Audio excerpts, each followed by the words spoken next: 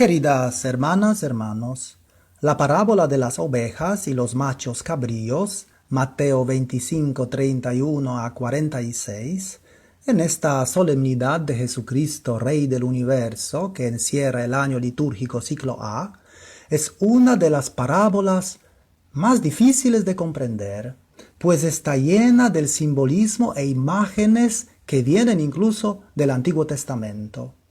Exactamente por eso necesitamos poner mucha atención para entenderla de manera correcta.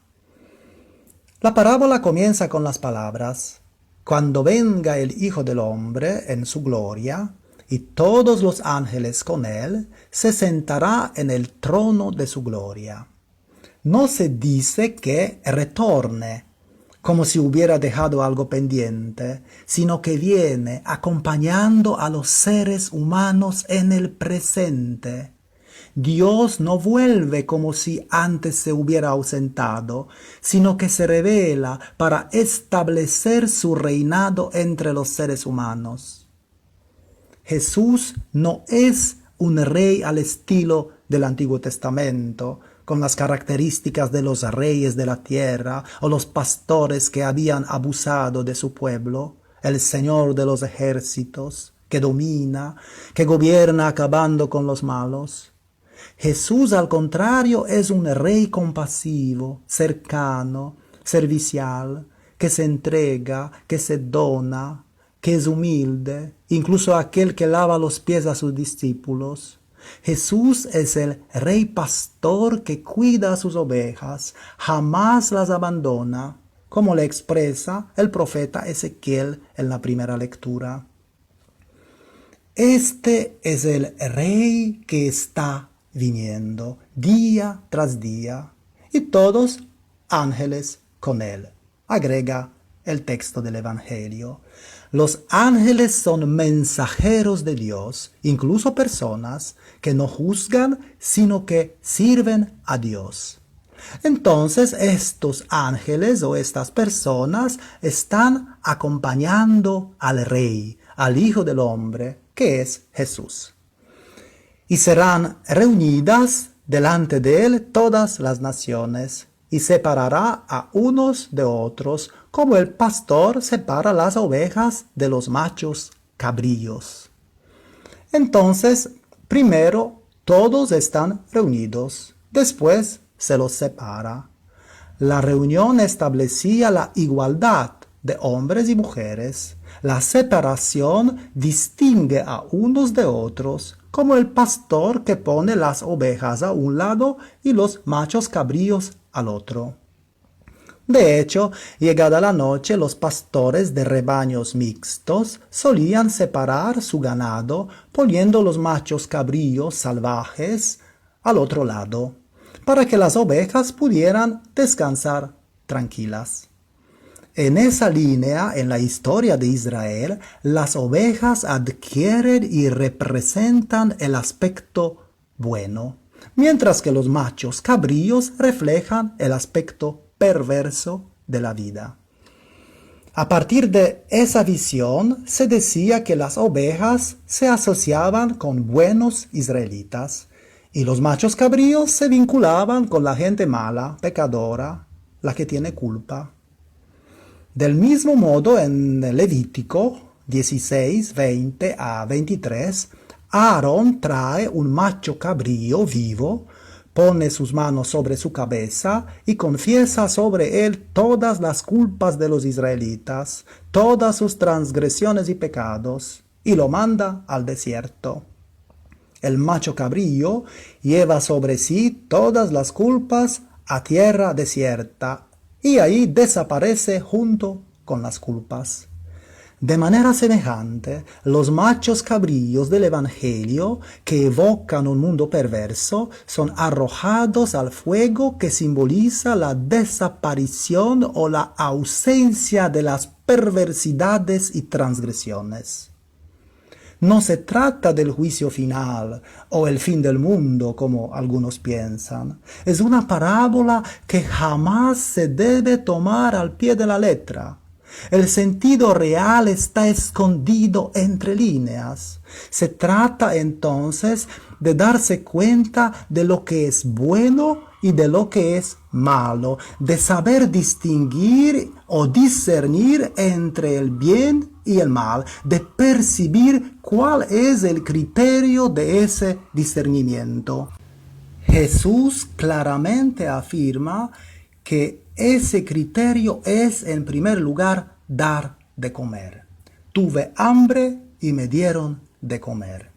El hambre es una de las más duras de las necesidades materiales y debería ser también una de las más fáciles de solucionar, pues la tierra puede ofrecer alimento para todos. El ser humano actual sabe producir, de manera que hay comida suficiente para todos, pero no puede o no quiere compartir.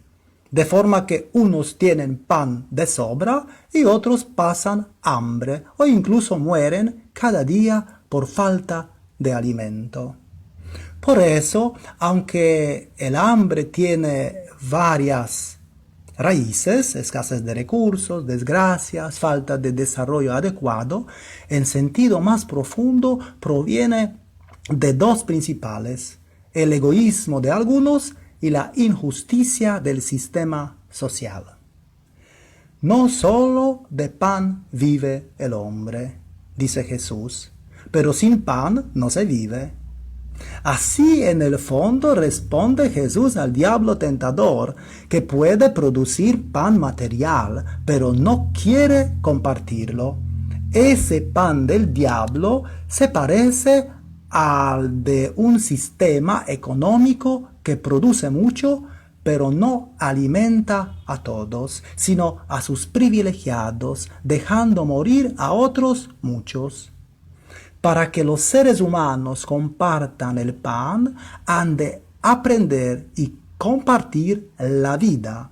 Es decir, han de aprender y compartir el pan y la palabra, o sea, toda la humanidad. Tuve sed y me dieron de beber, dice también Jesús. El agua era y sigue siendo aún más urgente y necesaria que el pan, pues en zonas y tiempos de sequía el mayor riesgo es la deshidratación. Conforme al conjunto de la Biblia, Dios ofrece el agua para que los seres humanos la compartan en un plano espiritual y físico. Solo ahí, donde todos los seres humanos pueden beber con dignidad e higiene, podrá decirse que comienza el reino de Dios. Ciertamente el agua tiene otros sentidos, pero el agua primera es aquella que hemos de dar a los pobres y compartirla con ellos para así vivir como hermanos y hermanas. Mientras no tengan todos acceso al agua en igualdad y justicia, no se puede hablar de justicia humana. En esa línea se sitúan las palabras de Jesús: bienaventurados los que tienen hambre y sed de justicia. Dice luego Jesús: fui extranjero y me acogieron. Se usa el verbo griego sinago, que significa acoger, recibir, reunir en un grupo. De la misma raíz proviene la palabra sinagoga, reunión o comunidad reunida. En ese contexto, Jesús pide que acojamos en nuestro grupo o en nuestra comunidad a los extranjeros, compartiendo la vida con ellos. Entendiendo así, ninguna iglesia o comunidad ha de encerrarse, sino que ha de abrirse a los de fuera para ofrecerles un espacio de vida física y social. En ese sentido, una iglesia o comunidad ha de ser casa para los sin casa, para recibir y tratar a los huéspedes y peregrinos como al mismo Cristo. Eso nos sitúa también ante el tema de las migraciones. Desde un punto de vista cristiano, la solución no está en cerrar fronteras, sino en abrir espacios de colaboración y acogida, poniendo tierra y bienes al servicio de todos los seres humanos de buena voluntad. Estuve desnudo y me visitaron, dice también Jesús. Se puede recordar aquí la experiencia de Isaías 58, 6, 7, para quien la verdadera religión o ayuno se expresa vistiendo o ayudando a los desnudos y marginados. En ese contexto, desnudo no solo es quien no tiene ropa, sino el que está humillado, oprimido por otros, sin la dignidad y lugar social. Por eso, quien tiene ropa sobrante ha de vestir al desnudo, como lo menciona también Juan Bautista. El que tiene 2 túnicas, dé una al que no tiene. Desde esa base, vestirse por pura ostentación es pecado. Vestir al desnudo por solidaridad y justicia es signo esencial de salvación. Es por eso que también Jesús, cuando envía a sus discípulos, les dice: no lleven oro, ni plata, ni dinero en el bolsillo, ni 2 túnicas por el camino. Los misioneros han de ir, según eso, sin ropa de sobra, pero dispuestos a dar todo lo que tienen para así vestir a los desnudos, es decir, para descubrir y promover su dignidad. Estuve enfermo y cuidaron de mí, dice además Jesús.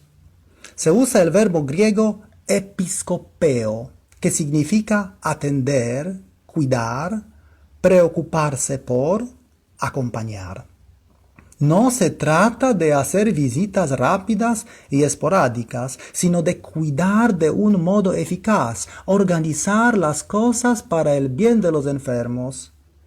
Es bueno recordar aquí que de este verbo griego procede la palabra episcopos, o sea, obispo, aquel que anima, acompaña, se preocupa y protege la vida en la comunidad, manteniendo la comunión entre todos. En ese contexto, todos los creyentes son obispos, cuidadores de enfermos, precisamente porque Cristo sufre en ellos. Los seguidoras de Jesús han de ayudar a los enfermos ofreciéndoles un camino de salud, de ánimo, de salvación, su servicio sanitario. Los enfermos se hacen signo de Dios para nosotros en la medida en que los acogemos o acompañamos de manera gratuita. Este fue el primer servicio de Jesús, que no vino a juzgar, sino a curar o acompañar a los enfermos. No vino a condenar, sino a perdonar. Estuve en la cárcel y vinieron a mí, dice finalmente Jesús. Los encarcelados solían ser personas que estaban en prisión por algún delito político-social, en espera de juicio y de posible condena a muerte. En la actualidad, los encarcelados suelen ser personas socialmente oprimidas y en su mayoría provienen de situaciones de marginación económica, racial o cultural. En ese contexto, Jesús ofrece un espacio de comunión humana a los mismos presos. Claro, hay que decir que algunos de los encarcelados pueden ser peligrosos y no es sensato que queden sin más en libertad. Pero Jesús quiere ofrecerles una presencia humana. Es por eso que Jesús no defiende ni condena su moralidad, ni los juzga para saber si son culpables o no, sino que asume su dolencia y pide a la comunidad que se ocupe de ellos, que los visite, acoja y cuide, a fin de que los condenados por la sociedad puedan educarse en la cárcel convertida en un tipo de escuela, lugar de presencia solidaria y cuidado. En ese sentido, queda claro que lo que dice Jesús en el versículo 41, dirigiéndose a los cabritos para que vayan al fuego eterno, es decir, a la cárcel sin fin, es simbólico y hay que comprenderlo de manera correcta. Pues ¿cómo podría Jesús condenar a algunos si por otro lado pide a los suyos que se ocupen de los encarcelados para ayudarles? Estas obras que propone Jesús expresan la presencia de Dios en los necesitados. Al mismo tiempo, ellas son obras de servicio en la línea del Hijo del Hombre, que no vino a ser servido, sino a servir y a dar la vida por los otros. Estas obras provienen de la compasión que brota ante la necesidad ajena, de la conmoción interior ante los seres humanos concretos que están como aplastados.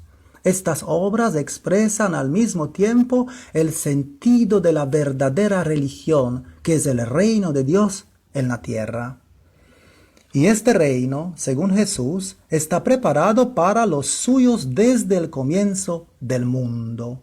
Se utiliza la palabra griega cosmos, que significa mundo como un orden, armonía de elementos, totalidad integrada, en unidad de conjunto. Se trata aquí del mundo como un reino que todos han de vivir en armonía y unidad. Sin embargo, a lo largo del tiempo, este mundo ha adquirido también el sentido negativo, opuesto a Dios. Pero no es Dios que lo hizo así, sino el mismo ser humano. El mismo ser humano creó la dualidad en contra de la unidad. A partir de ahí vienen las palabras de Jesús: apártense de mí al fuego eterno preparado para el diablo y sus ángeles. Esta sentencia incluye un simbolismo múltiple. En plano religioso, el fuego es desde antiguo un elemento positivo, es decir, calienta, favorece la vida, pero también negativo, destruye. En la zarza ardiente, Éxodo 3:2, o en la revelación de Dios en el Sinaí, Éxodo 19:18, o en la nube luminosa, Éxodo 13, 21-22, el fuego acompaña a las grandes manifestaciones de lo divino. Sin embargo, ese fuego original de Dios puede adquirir características destructoras para aquellos que se oponen a su gracia, pero no es Dios que destruye, son las mismas personas que se van destruyendo. Como lugar o espacio del fuego destructor, Jesús, de manera simbólica, habla a veces de la Gehenna, valle cercano a Jerusalén, que se convirtió en signo del castigo y destrucción de los perversos, seres humanos que crean para sí mismos un ambiente destructor. Ese lenguaje parabólico o simbólico adquiere incluso el aspecto educativo, es decir, no se trata de la destrucción de una persona mala, sino de la destrucción de la maldad, de la perversidad, a fin de que surja un nuevo orden de Dios, un mundo nuevo. En ese contexto se sitúan las palabras de Jesús que hablan del fuego de Dios como destrucción final de la maldad, rechazando, sin embargo, el uso del fuego como expresión de un castigo o destrucción de una persona concreta. Pero puede ser que la persona misma se vaya destruyendo, pues es totalmente libre en sus decisiones. Sin embargo, Jesús nunca ha destruido a ningún malvado o enemigo, pues vino a salvar, no a destruir a los enemigos, no a hacerles daño, más bien amarlos. No obstante, aquellos que destruyen el orden de la vida, que es gracia y comunión interhumana, se destruyen a sí mismos. Aquellos que rechazan la gracia, que se niegan a ofrecer vida a los otros, se destruyen o fracasan, separándose de Dios y de su reino. Jesús le expresa en varias ocasiones por medio de la palabra Gehenna o en nuestro texto fuego eterno, en sentido de la elección humana negativa y destructora. Por eso agrega Jesús, preparado para el diablo y sus ángeles. En el fondo, ese fuego es del diablo. Dios no lo ha dispuesto para el ser humano. Es decir, este fuego es para el diablo y sus ángeles, pero no para las personas que aman. El fuego no ha podido ser preparado directamente para los seres humanos, pues para ellos Dios ha preparado solo el reino, pero forma parte de la posibilidad del ser humano. Se usa la palabra griega diabolos, que significa difamador, calumniador, adversario, persona que crea enemistad, odio o envidia, con acusaciones maliciosas, persona del espíritu malvado. En el hebreo se usa la palabra Satán, que significa lo mismo. Por primera vez esta palabra apareció en el libro de Job, escrito por el siglo IV o III a.C. Ahí Satán acusa a Job delante de Dios, diciendo que es fácil confiar en Dios cuando todo va bien en la vida. Pero entonces desafía a Dios pidiendo que le quite a Job todos los bienes. A ver si seguirá confiando. Lo interesante es que Dios siempre seguía confiando en Job y no se equivocó, pues Job, a pesar de la pérdida de sus bienes, seguía confiando. Entonces, Satán aparece como aquel que siempre desconfía, acusa, busca pruebas, tienta, culpabiliza, testa, crea dudas, confunde, divide, paraliza y siempre es opuesto a Dios. De igual manera, una persona cuando desconfía, crea dudas, intenta desviar al otro del camino, es Satán. Lo que de hecho aconteció con Pedro cuando quiso desviar a Jesús del camino, se tornó Satán o Satanás. Satán es palabra hebrea. En griego se dice diabolos, o sea, diablo. Esta palabra griega proviene del verbo diaballo, que significa separar, desunir, acusar falsamente, ser adversario. Ahí donde los seres humanos se destruyen los unos a los otros, se separan y odian, desconfían y crean desunión, representan al diablo y sus ángeles y se apartan de Dios. No es que Dios aparta, ellos mismos se apartan o separan de Dios. Aquí es bueno aclarar una vez por todas que diablo no es lo mismo que demonio. Jesús nunca expulsa al diablo de las personas, sino al demonio. En griego, daimon, que significa espíritu del mal, espíritu inmundo, espíritu de la enfermedad, desgracia, desventura. Cuando se hace una referencia al demonio, se trata de algo malo que acontece dentro de una persona o una sociedad. De hecho, a veces nuestra sociedad es productora de enfermedades, virus, bacterias, cosas malas. La Biblia llama todo esto demonios, espíritus inmundos, impuros que desequilibran nuestra vida. Entonces, el diablo o Satán es alguien que crea desgracias. El demonio, a su vez, son las desgracias en sí. Ahora bien, hablando de los ángeles, se usa la palabra griega ángelos, que significa mensajero, enviado, el que transmite un mensaje. De esta manera, los ángeles o mensajeros de Dios son seres casi sobrenaturales, muy buenos, amorosos, cariñosos. Al contrario, los mensajeros del diablo son seres malos, desconfiados que intentan dominar toda la realidad por imposición y violencia en contra de Dios que actúa con amor. Por eso los ángeles o mensajeros del diablo son una réplica falsa de los ángeles del Hijo del Hombre y abren así una alternativa destructora para el ser humano y para el mundo. Jesús puede asegurar que el diablo y sus ángeles, o mejor dicho, la maldad y sus mensajes, quedarán destruidos para siempre en un fuego que es eterno, definitivo, de manera que al fin solo Dios será Dios. El diablo no ha sido más que el señor limitado y perverso de un mundo viejo que se destruye a sí mismo. Las últimas palabras de Jesús son la consecuencia de todo lo que hemos hablado. E irán estos al castigo eterno y los justos a la vida eterna.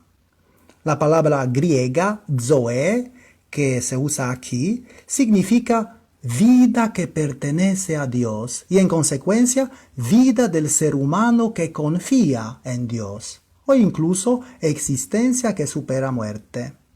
De esa manera, la muerte o castigo aparecen como algo que uno crea en sí mismo al no seguir el camino de Dios. A su vez, la expresión vida eterna significa la vida del reino, la vida feliz. Lo que Jesús pretende en esta parábola es que logremos ver el camino real que conduce a la vida feliz. Y en ese sentido hemos de sentirnos todos como hermanos y hermanas, acogiendo el mensaje y camino de Jesús a favor de los más pequeños, de los hambrientos y sedientos, de los excluidos de la tierra. Él nos envía igual que a sus discípulos: vayan a todos los pueblos y anuncien la gran palabra del Evangelio, la palabra que en el fondo se condensa en la ayuda a los necesitados, dar de comer, dar de beber, acoger, vestir, cuidar, visitar. Amén.